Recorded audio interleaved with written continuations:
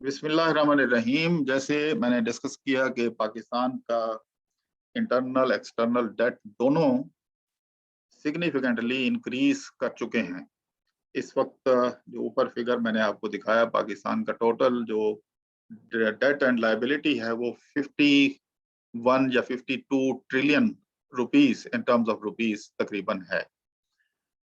तो जैसे internal sources से गवर्नमेंट बोरोइंग करती है bye issuing Pakistan investment bond, इसी तरह ट्रेजरी बिल्स, और फिर कमर्शियल बैंक से अलग से भी गवर्नमेंट डेली बेसिस पे कैश बोरो कर रही है। इसी तरह एक्सटर्नल फ्रंट पे भी कुछ गवर्नमेंट जो है वो बंदोबस्त करना चाह रही है, because external debt is also increasing day by day, और ये बहुत बड़ी अमाउंट जो है वो बढ़ चुकी है।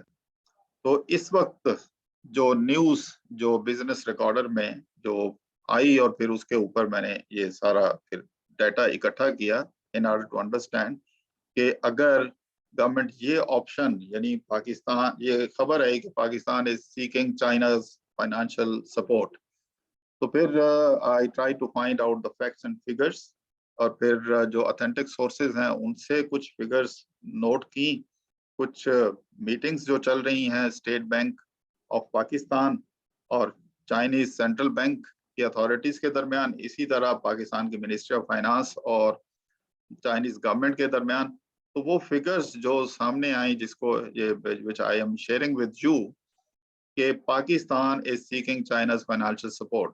तो न्यूज तो ये आई कि Pakistan is seeking financial support of around 21 billion US dollar. ये एक बहुत बड़ी अमाउंट है।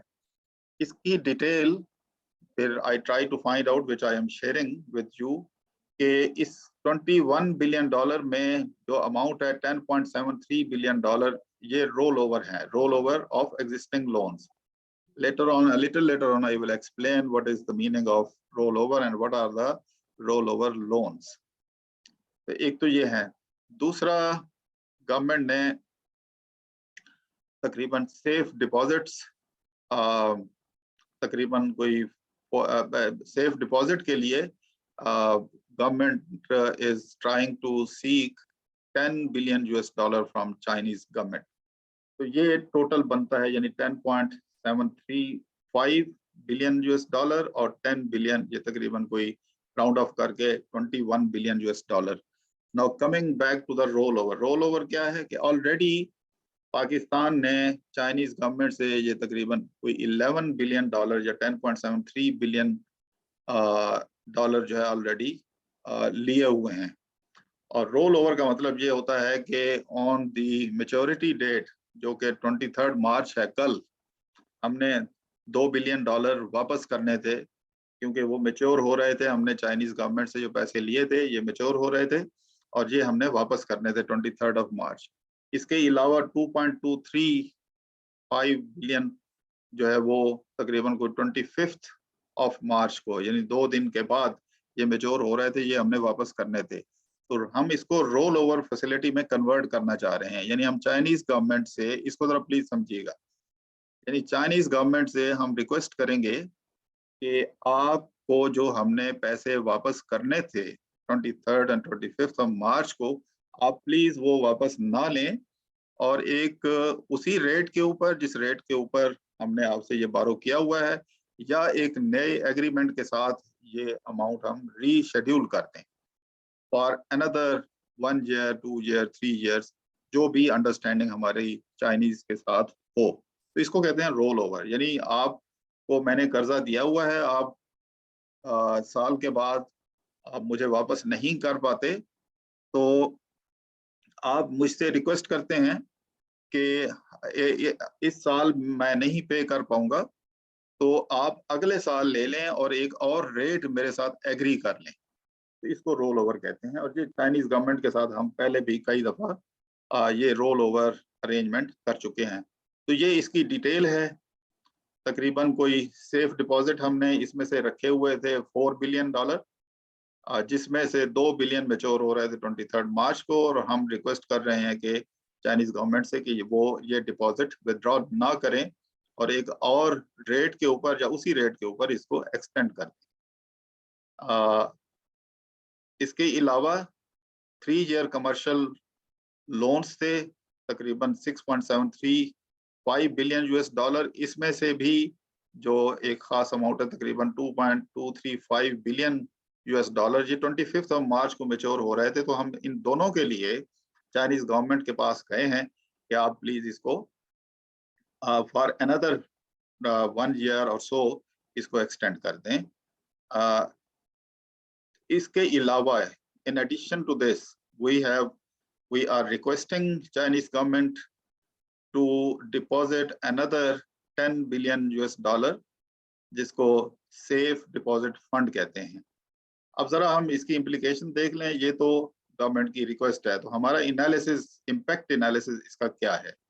इम्पैक्ट एनालिसिस ये है कि Chinese banks will be happy to roll over और for the roll over facility. उसकी वजह यह है कि हमने जो अभी सुकूक बॉन्ड इंटरनेशनल मार्केट में फ्लोट किए हैं वो तकरीबन राउंड ऑफ करके 8% पे बनता है। तो हमने पहले जो चाइनीज गवर्नमेंट से ये पैसे लिए हुए हैं वो तकरीबन कोई 3 to 4% पे हैं। तो अब अगर ये 8% पे जाहिर है कि जब हम इसको रोल ओवर की फैसिलिटी उनको ऑफर करेंगे तो वो कहेंगे कि आपकी क्रेडिट रेटिंग इस वक्त B3 है और आपने नए सुकूक बॉन्ड जो इशू किए हैं they are at the rate of 8%। तो शायद वो ये डिमांड करें कि हमें भी इस 8% के ऊपर आप ऑफर करें। तो एक तो ये इसका इम्पैक्ट होगा। तो डेफिनेटली इससे जो हमारी कॉस्ट ऑफ बोरिंग है वो बढ़ जाएगी और हमारी इंटरेस्ट पेमेंट बढ़ जाएगी। इसके अलावा चाइना में चार्ज 4%, अगर ये 8% नहीं। दूसरा ऑप्शन ये है कि सऊदी अरेबिया ने जो हमारे पास सेफ डिपॉजिट अभी रिसेंटली रखे हैं वो 4% पे हैं। तो चाइनीज गवर्नमेंट में demand this 4% on safe deposit. तो रोल ओवर के ऊपर मुमकिन है वो कहें कि आपकी क्रेडिट रेटिंग गिर गई है तो आपका जो इस वक्त रेट बनता है इंटरनेशनल मार्केट के मुताबिक वो 8% है, तो आप 8% हमें पे करें। और दूसरा ये है कि हमने सऊदी अरेबिया से जो डिपॉजिट लिए हैं वो 4% हैं। तो वो चाइनीज भी ये डिमांड कर सकते हैं कि ये जो 10 बिलियन डॉलर आप हमें कह रहे हैं सेफ डिपॉजिट, तो इसके ऊपर आपको हम 4% चार्ज करेंगे। तो all this will add to the already rising financial liabilities of the government. अब इसके अलावा कुछ और जो इंफॉर्मेशन सामने आ रही हैं, जो फैक्ट्स एंड फिगर्स कलेक्ट हुए हैं फ्रॉम डिफरेंट सोर्सेस, यही चाइनीज सपोर्ट में ये तो 21 बिलियन डॉलर का चैप्टर यहाँ क्लोज हो गया। Now coming to another additional financial support which we are trying to gain from China, उसमें एक है currency swap arrangement. Currency swap arrangement ये होता है कि जैसे हम चाइना के साथ जो ट्रेड कर रहे हैं तो हम चाइना से रिक्वेस्ट करें कि आप हमसे डॉलर डिमांड ना करें, आप हमसे हमारी करेंसी उसके इक्विवेलेंट अमाउंट डिमांड कर लें और फिर उसको हम ट्रेड के जरिए आपके साथ सेटलमेंट कर लेंगे।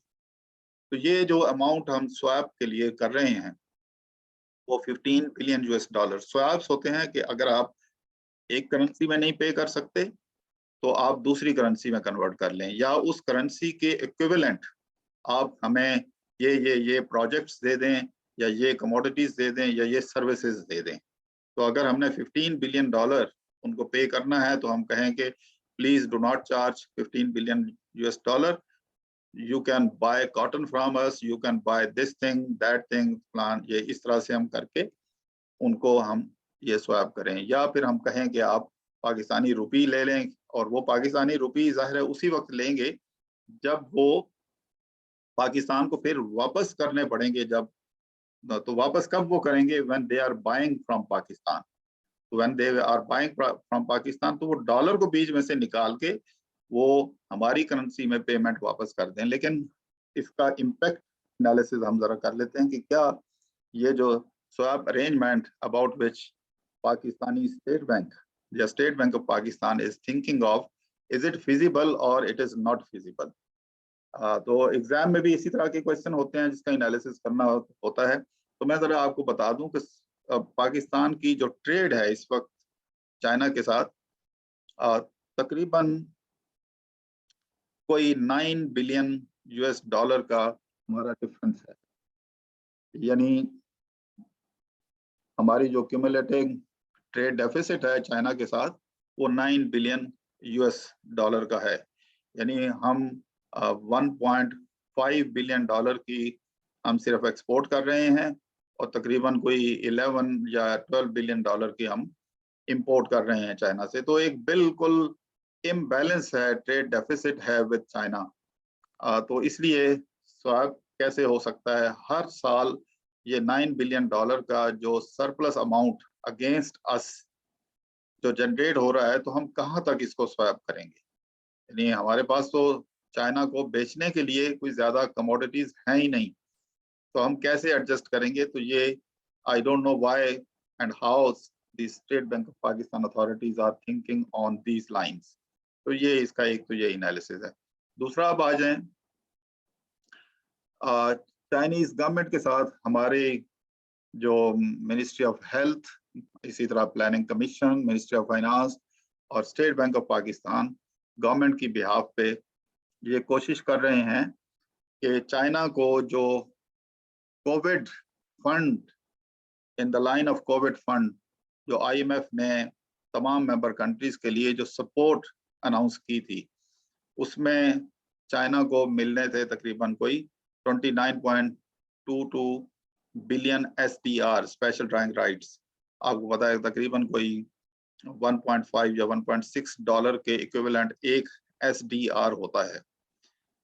तो ये तकरीबन हर मेंबर कंट्री को आईएमएफ दे रहा है पैसे, पाकिस्तान को भी मिले हैं और पाकिस्तान के लिए और भी एलोकेशन हुई है आईएमएफ के। अगर हम कोविड फंड है क्या, पहले ये जरा समझ लें। कोविड फंड ये है कि वो मेंबर कंट्रीज जिन्होंने कोविड को कंट्रोल करने के लिए वैक्सीनेशन की, हेल्थ फैसिलिटीज बेहतर की, या अपने सोशल सिक्योरिटी के लिए कुछ मेजर्स लिए हैं, तो वो क्योंकि आउट ऑफ बजट था, ये जो एलोकेशन उनको करनी पड़ी, क्योंकि हर चीज नॉर्मल जा रही थी, एकदम से कोविड आया और उसकी वजह से सोशल सिक्योरिटी एक्सपेंडिचर्स बढ़ गए।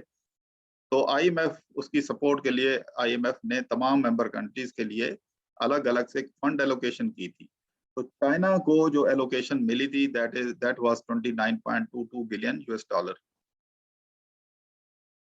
China is a huge economy, इसलिए चाइना के लिए ये अमाउंट कोई बहुत बड़ी अमाउंट नहीं है। तो हम ये कोशिश कर रहे हैं कि आईएमएफ को इसमें इन्वॉल्व करके हम रिक्वेस्ट करें कि ये फंड हमें इन the line of social security या कोविड के पर्सपेक्टिव में ये पाकिस्तान को मिल जाएं। इसका हमने एनालिसिस किया है कि इन लाइंस पे क्या ये सोचना ठीक है या ठीक नहीं है। तो इसको जरा देख लें। इसके 3 इम्पैक्ट एनालिसिस हैं। नंबर 1, क्या आईएमएफ अलाउ करेगा या नहीं करेगा? आईएमएफ पाकिस्तान की डेट कमिटमेंट ऑलरेडी बहुत ज्यादा है, इसलिए शायद आईएमएफ ये देखते हुए कि हमारी जो पोजीशन है कि हम डेट कमिटमेंट पूरी कर सकते हैं या नहीं कर सकते, यानी हम पे बैक कर सकते हैं जो दुनिया से हमने पैसे लिए हुए हैं या नहीं लिए हुए, या हम एक वीक इकोनॉमी है, तो वो पॉजिटिव हो भी सकता है on the recommendation of China, but most probably IMF शायद इसको अलाउ ना करे। तो पॉसिबिलिटीज हैं। दूसरा इम्पैक्ट इसका ये है कि ये चाइना का फंड है और ये जो आईएमएफ ये सपोर्ट जो प्रोवाइड कर रहा है मेंबर कंट्रीज को, this is based on their performance in controlling and taking measures in the line of Covid control. तो वो चाइना की जो परफॉर्मेंस है that has been excellent in the world, क्योंकि चाइना ने ना सिर्फ इसको इफेक्टिवली कंट्रोल किया है, बल्कि जो बाकी जो उसके वर्जन्स आए हैं कोविड के, उस उसको स्प्रेड होने में चाइना ने बहुत बहुत एक इम्पॉर्टेंट रोल प्ले किया है। इसके अलावा चाइना का एक और भी सिग्निफिकेंट कंट्रीब्यूशन है और इंडिया का भी है कि उन्होंने अपनी होम ग्रोन वैक्सीन इंट्रोड्यूस करवाई कोविड के लिए। ना सिर्फ उन्होंने इंट्रोड्यूस करवाई, अपने कंट्री में वैक्सीनेट किया, बल्कि they also donated their vaccine to different countries of the world. तो ये इस परफॉर्मेंस को देखते हुए, क्योंकि ये कंडीशनल फंड है, conditional upon your performance in terms of social security and health facilities, तो अनफॉर्चुनेटली पाकिस्तान इसमें थोड़ा वीक रहा है। अगरचे हमने कुछ मेजर्स लिए हैं, वैक्सीनेट भी किया है, लेकिन हमारी परफॉर्मेंस उस तरह से चाइना की तरह नहीं रही। तो मुमकिन है ये वो फैक्टर्स हैं जिसकी बेस पे शायद ये फंड अगर चाइना सपोर्ट करे तो कुछ ना कुछ इसमें से मिल जाए। इफ नॉट 29 बिलियन SDR, कुछ ना कुछ इसका कोई 5, 6, 7% या 10, 20% अगर मिल जाता है तो दैट कैन बी हेल्पफुल। तो पाकिस्तान ने इस लाइन के ऊपर इसके डिस्कशन स्टार्ट की है इंटरनली, और इसको शायद पाकिस्तान टेकअप करे। इसके अलावा चाइना के साथ हमारी एक और जो डायलॉग जो चल रही है वो है हमारे CPEC के जो IPPs हैं, इंटरनेशनल पावर प्रोड्यूसर्स। ये क्या हैं? CPEC के in the line of CPEC projects, huge investment was actually done in Pakistan during the period from 2014 to 2018, और उसके बाद फिर ये स्लो डाउन हुआ और कम हो गया। तो अब ये IPPs हैं क्या और हम उनसे क्या हेल्प चाह रहे हैं? जितने जो CPEC रिलेटेड IPPs हैं, यानी पावर प्रोड्यूसर जो भी इलेक्ट्रिसिटी जनरेशन के यहाँ पे मैन्युफैक्चरिंग यूनिट्स लगे हैं, they are not producing electricity with their full capacity, लेकिन कैपेसिटी चार्जेस पाकिस्तान को पे करने पड़ते हैं, क्योंकि पाकिस्तान की इकोनॉमी इतनी एक्सपैंड नहीं हुई, तो एनर्जी की डिमांड उस तरह से मैन्युफैक्चरिंग सेक्टर में राइज नहीं हो सकी जिस तरह से एक आम कंज्यूमर की डिमांड जनरेट हुई है, जिसकी वजह से हमें कैपेसिटी चार्जेस में बहुत सारे पैसे देने पड़ते हैं। तो पाकिस्तान की तरफ से ये एक डिमांड है कि हम चाइना के साथ रीनिगोशिएट करें कि वो जो हमें ये जो कैपेसिटी चार्जेस पड़ते हैं, हम इसको पावर परचेज एग्रीमेंट्स को रीनिगोशिएट करके कुछ पैसे बचा सकें। और ये इसकी एस्टिमेशन ये है कि तकरीबन कोई 14.29 बिलियन डॉलर की हमें बचत हो सकती है। इसमें हमें सक्सेस हो सकती है because China is always helpful in reducing this amount, this burden, क्योंकि ये चाइना के अख्तियार में है कि अगर कैपेसिटी में उनको, क्योंकि उन्होंने प्रॉफिट ऑलरेडी बहुत ज्यादा कमाया हुआ है, तो perhaps they may positively think about it. इसके अलावा स्टेट बैंक ऑफ पाकिस्तान की तरफ से एक वर्किंग पेपर प्रिपेयर हुआ है in order to develop cooperation between the Central Bank of China and the Central Bank of Pakistan, yani State Bank of Pakistan. This is regarding the Central Bank digital currency. इसके ऊपर हम सोच रहे हैं कि हम चाइना के साथ ये सिस्टम डेवलप करें, लेकिन इसके थोड़े से इसको हम क्रिटिकली एनालिसिस करें इसका, तो this is a positive move on the face of it. This is a positive measure, a good step towards digitization, क्योंकि दुनिया में जितनी ट्रांजैक्शंस जो हैं वो सारी ऑनलाइन जा रही हैं, और स्विफ्ट एक इंटरनेशनल पेमेंट सेटलमेंट का सिस्टम है जिसको पूरी दुनिया फॉलो करती है, and it is based in USA, और अमेरिका की इसकी डोमिनेंस है, इसको कंट्रोल करता है। और ये आमतौर पे सेटलमेंट जो ट्रेड ट्रांजैक्शंस होती हैं उनकी इन टर्म्स ऑफ US डॉलर होती हैं। तो जो सिस्टम हम फॉलो करते हैं ये सेटलमेंट के लिए, जो मैसेजिंग करता है, जो फाइनेंशियल कनेक्टिविटी में हेल्प करता है, उसको स्विफ्ट कहते हैं। तो इस स्विफ्ट के होते हुए जो CBDC अरेंजमेंट है बिटवीन चाइना एंड पाकिस्तान, ये थोड़ा एक मुश्किल काम होगा, क्योंकि चाइना खुद जो है स्विफ्ट से दूर भाग रहा है और इंटरनेशनल फाइनेंशियल रिपोर्टिंग स्टैंडर्ड्स को भी कोई बहुत स्ट्रिक्टली फॉलो नहीं करता। तो अब शायद उसकी पॉसिबिलिटी बेहतर हो जाए पाकिस्तान के हक में, क्योंकि अब चाइना और रशिया यूक्रेन वार जो है उसकी वजह से चाइना और रशिया के दरमियान जो फाइनेंशियल सिस्टम डेवलप हो रहा है, इसके अलावा और बहुत सारे कंट्रीज जैसे इंडिया ने रशिया से परचेजिंग शुरू कर दी है आउट ऑफ स्विफ्ट सेटलमेंट, उसका एक फायदा। इसी तरह ब्रिक्स के कुछ कंट्रीज हैं, वो भी इन्हीं लाइंस पे सोच रहे हैं कि स्विफ्ट को अलहदा रख के या डॉलर को बाहर रख के कोई और settlement of international transaction payments वगैरह का सिस्टम जो है इंट्रोड्यूस करवाया जाए, तो इसके पॉजिटिव इम्पैक्ट हो सकते हैं पाकिस्तान के लिए। तो ये इसका एक एनालिसिस है। इसके अलावा अगर मैं आपको बताऊं कि ऊपर मैंने जिक्र किया कि ये जो कमर्शियल बैंक से या चाइना से जो हमने रोल ओवर लोन और सेफ कस्टडी वगैरह की जो बात की है, इसमें जो चाइना के बैंक इन्वॉल्व हैं वो कौन कौन से हैं? एक चाइना डेवलपमेंट बैंक है इसमें इन्वॉल्व, बैंक ऑफ चाइना है, इसके अलावा industrial and commercial bank of China, ये वो बैंक्स हैं जो इस सेटलमेंट में इन्वॉल्व हैं। तो further analysis of this package, वो हम कुछ और भी इससे रिलेटेड कुछ फैक्ट्स फिगर्स हैं कि ये जो पैकेज, ये अगर मिला के देखा जाए तो ये तो बहुत बड़ा पैकेज बनता है, क्योंकि $15 बिलियन का अगर स्वैप अरेंजमेंट, $21 बिलियन की फाइनेंशियल सपोर्ट वगैरह, ये सारी चीजें मिला के तो ये एक ह्यूज अमाउंट बनती है। थोड़ा सा हम इसको एनालाइज करें और फर्दर एनालाइज करें तो देखें इस वक्त पाकिस्तान का चाइना के साथ जो ट्रेड डेफिसिट है वो $9 बिलियन, जैसे मैंने पहले जिक्र किया। हमारी एक्सपोर्ट अर्निंग $1.2 बिलियन है from China, and import payments जो हैं दे इन्वॉल्व $12 बिलियन। तो ये हमारा कोई $9 बिलियन के अराउंड डेफिसिट बनता है।